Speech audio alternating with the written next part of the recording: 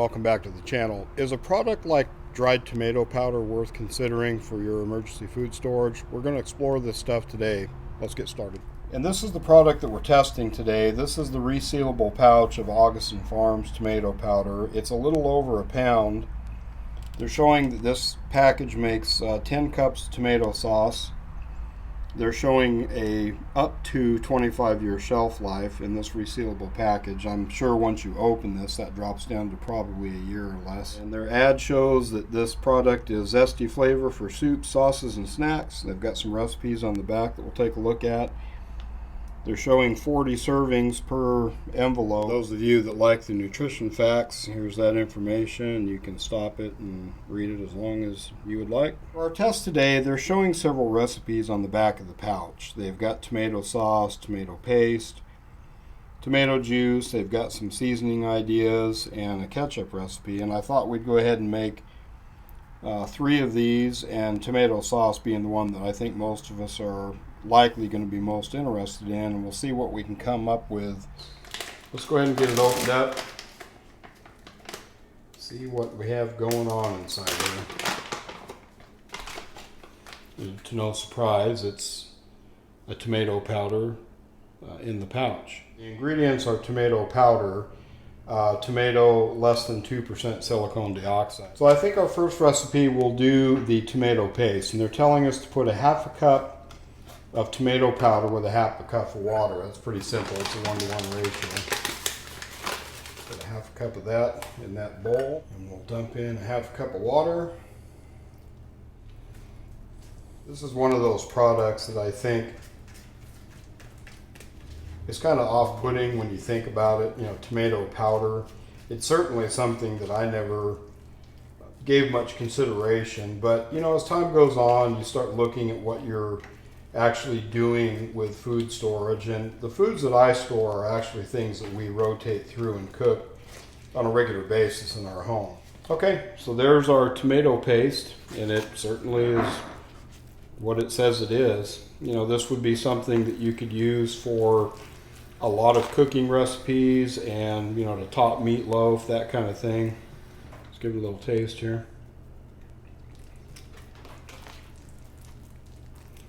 It tastes like any good tomato paste would. Certainly nothing wrong with that at all. Okay, I'm going to move on to the next recipe now of tomato juice. I'm knocking this recipe down quite a bit from 2 cups to 8 cups of water for making a big container of tomato juice. I'm just going to put a half a cup, and then I'll add 2 cups of water to that.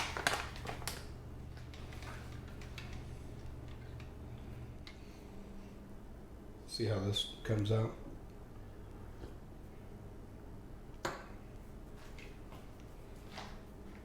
There's a very potent flavor, a very potent tomato flavor from this product being dried. Think about when you dehydrate something, how the flavor of that product intensifies. Okay, I'm screwing around now, but if that was something that you had just made out of emergency food storage, a couple of drops of Worcestershire in there, maybe a drop or 2 of Tabasco.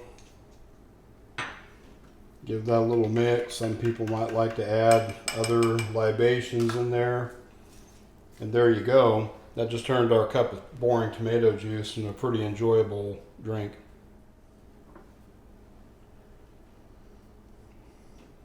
I know a lot of people store dry pasta and foods like that, or even rice.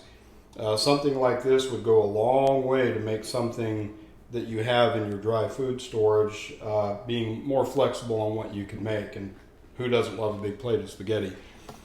So we're going to move over here now, and we're going to make tomato sauce. I definitely want to see if this sauce can be any good at all made from a dried powder. Now they're telling us on the tomato sauce to blend a half a cup of tomato powder with 1 cup of water. And I'm just going to go out on a limb right now and say that everything else that I've made so far has come out on a little bit thicker side than maybe what many would like it. So I'm going to guess this sauce will be the same way. We may end up adding more water to that to bring it out like we want it to be.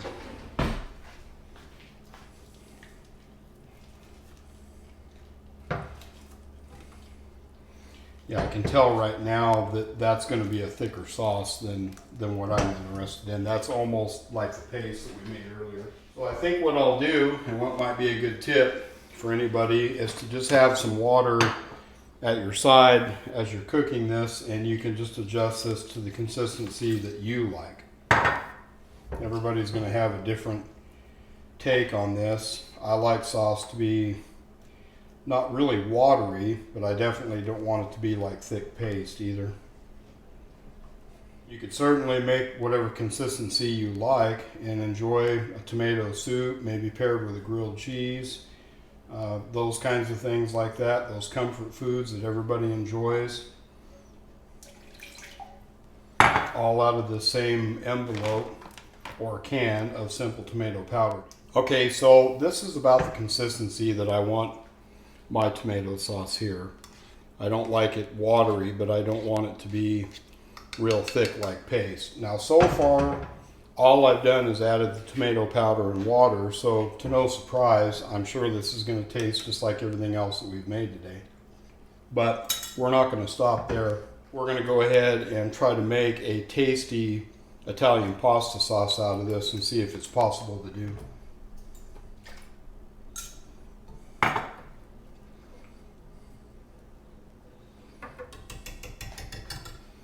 One of the first things that I think any good sauce is going to need is some olive oil in there, and that's something that I do keep around in some quantity. Now, because this is a quote grid down spaghetti sauce that we're making, I could put fresh garlic in there, but I'm going to stick to our dried ingredients and things that I have in our pantry.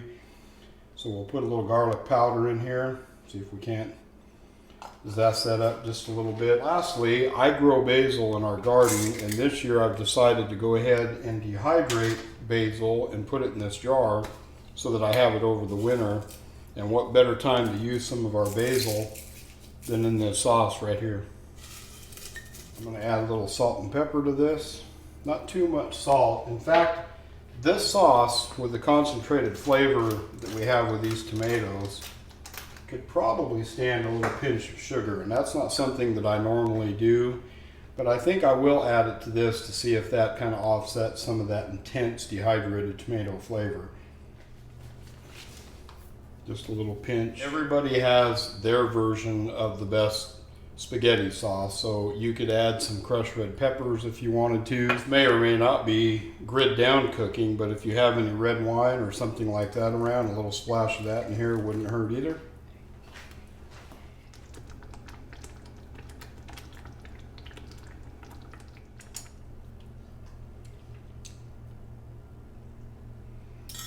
You know, that's pretty good. That would certainly be something that you could eat on rice, pasta, or whatever you like a tomato sauce in or on. Just going to spoon some sauce on this little hoagie roll.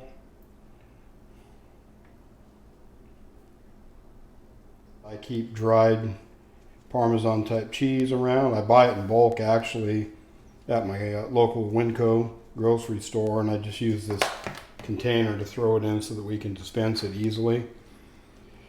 I don't have any pepperoni, but I've got a little bit of chopped up ham. We'll just throw some of that on there. And then fresh basil from the garden. We'll tear a little bit of that up. Just kind of throw some of that on there too. Doesn't have to be nothing fancy. And throw these in the toaster oven. There we go. There's our tomato powder, cheesy ham, basil pizza bread. That's delicious. That's really good. Here, you can take a bite off the other end. Yep, tomato powder.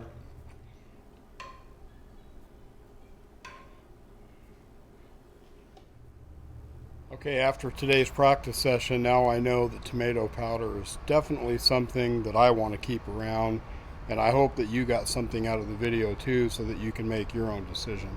It's important, I believe, to practice and do these things like we did today so that you can learn and figure out what needs to take up valuable space in your pantry versus things that maybe just need to be thrown out in exchange for things that you and your family would like to eat. That's just what I consider to be smart management of your gear and equipment for emergency preparedness. Hey, if you like the content that we provided for you in today's video, be sure to hit the like button down below and leave me a comment. Those things help the YouTube algorithm expose our videos to more potential viewers.